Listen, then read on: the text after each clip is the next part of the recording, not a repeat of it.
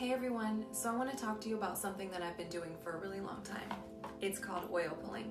All you have to do is shake it up. Use a tablespoon to do your oil pulling. I think it's a little bit more than a tablespoon, but it's good for your health. So we are not going to swallow this oil. We are going to swish it around in our mouth in between our teeth for up to 10 minutes.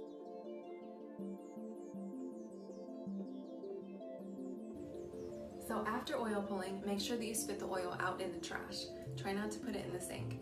Also, you never want to swallow the oil because you're getting all of the toxins out of your system. So you don't want to put that back in. You want to spit it out, brush your teeth, rinse your mouth out, and feel amazing. There's so many benefits to oil pulling, some of which I'll put in the caption below. This Ayurvedic Formula Pulling Oil is available on Amazon. Try it today.